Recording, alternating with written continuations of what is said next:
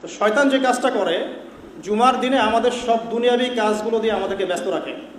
দেখবেন যত বিয়ের অনুষ্ঠান, বেড়াতে যাওয়া, পিকনিক, হ্যাঁ, যত রকম এক্সকারশন, শিক্ষা সফর, যা যা আছে সব কিছু, এগুলো দেখবেন জুমার দিনেই বেশি হয়। জুমার এই মহান ফজিলত থেকে শয়তান আমাদেরকে ভুলিয়ে রাখে আর কি। তার আগে বলে দিই, আজকে পবিত্র জুমার দিন। এই দিনে আমরা বেশি থেকে বেশি নবী সাল্লাল্লাহু আলাইহি ওয়াসাল্লামের প্রতি দরুদ শরীফ পড়তে হবে। কয়েকটা কাজকে বেশি গুরুত্ব দেওয়ার চেষ্টা করবো ইনশাআল্লাহ তাআলা। তার মধ্যে প্রথম কাজটা হচ্ছে সূর্যাস্ত পর্যন্ত বেশি থেকে বেশি নবী সাল্লাল্লাহু আলাইহি ওয়াসাল্লামের প্রতি দরুদ শরীফ পড়তে হবে। সবচেয়ে ভালো হয় যদি আমরা দরুদ ইব্রাহিম পড়তে পারি, অথবা এভাবেও পড়া যায় আল্লাহুম্মা সাল্লি আলা মুহাম্মাদ ওয়া সাল্লিম, অথবা আল্লাহুম্মা সাল্লি ওয়া সাল্লিম আলা নবিয়িনা মুহাম্মাদ, এভাবেও পড়া যাবে ইনশাআল্লাহ।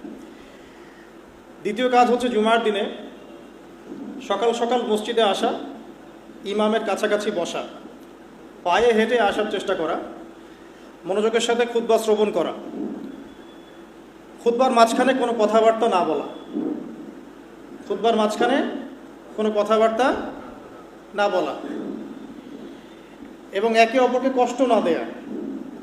এমনকি কেউ যদি কথা বলে তাকে ঢিল দিয়ে বলতে হবে, ইশারায়, চুপ করো, মুখ দিয়ে বলা যাবে না, চুপ করো। এগুলো জুমার আদব। এরপরে যে ইমামের সাথে নামাজ আদায় করবে, ইনশাআল্লাহ সে যে হেঁটে হেঁটে মসজিদে এসেছে, এর বিনিময়ে, প্রত্যেক পদক্ষেপের বিনিময়ে সে 1 বছরের নামাজ এবং 1 বছরের রোজার নেকি পাবে ইনশাআল্লাহ। তো আমরা কি নেকিটা চাই না নষ্ট করতে চাই?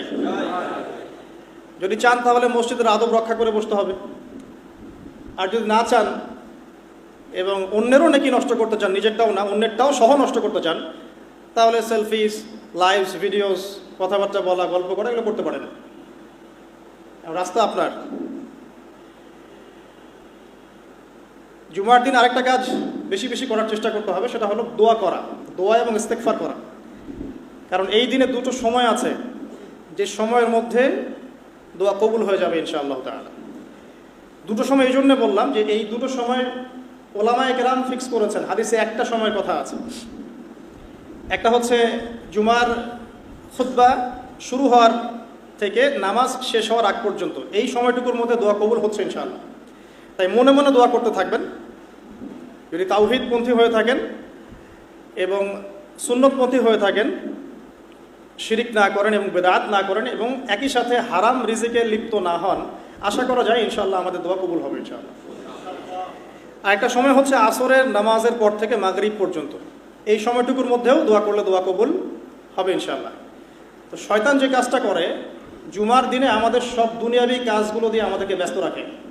দেখবেন যত বিয়ের অনুষ্ঠান, বেড়াতে যাওয়া, পিকনিক, হ্যাঁ, যত রকম এক্সকারশন, শিক্ষা সফর, যা যা আছে সব কিছু, এগুলো দেখবেন জুমার দিনেই বেশি হয়। জুমার এই মহান ফজিলত থেকে শয়তান আমাদেরকে ভুলিয়ে রাখে আর কি। আল্লাহ পাক আমাদেরকে বোঝার তৌফিক দান করুন, আমিন। আরেকটা কাজ বলবো জুমার দিনে, সেটা হলো সূরাতুল কাহফ তেলাওয়াত করা। যদি পুরোটা তেলাওয়াত করতে পারেন আলহামদুলিল্লাহ, যদি অর্থ সহ করতে পারেন আরও ভালো, যদি নাও পারেন শুধু তেলাওয়াত করেন তাতেও চলবে আলহামদুলিল্লাহ। যদি পুরোটা না পারেন, প্রথম 10 আয়াত, শেষের 10 আয়াত ইনশাআল্লাহ হক আদায় হয়ে যাবে ইনশাআল্লাহ। আর সূরা কাহফি সেই সূরা যা আপনাকে মাসিহুদ দাজ্জালের ফিতনা থেকে বাঁচাবে ইনশাআল্লাহ। তার মানে এই সূরার সাথে দাজ্জালের একটা সম্পর্ক আছে। এটা কি সেটা আপনি অর্থ বুঝে গবেষণা করে খুঁজে বের করার চেষ্টা করুন। যদি এমন হয় যে আপনি তেলাওয়াত করতে অক্ষম, যদি এটা খুব লজ্জাজনক যে আমরা জীবনে সব কিছুই শিখবো কিন্তু কোরআন তেলাওয়াত করতে শিখবো না, তারপরেও ধরে নিলাম যে আপনি কোরআন একেবারেই তেলাওয়াত করতে পারেন না, তো আমার নসিহত আপনার জন্য সেটা হলো আপনি অ্যাটলিস্ট সূরা কাহফের তেলাওয়াতটা শুনুন, অডিও প্লে করে সূরা কাহফের তেলাওয়াতটা শুনুন। শুনলেও ইনশাআল্লাহ আপনার মাথার মধ্যে এটার তেলাওয়াত প্লে হতে থাকবে ইনশাআল্লাহ।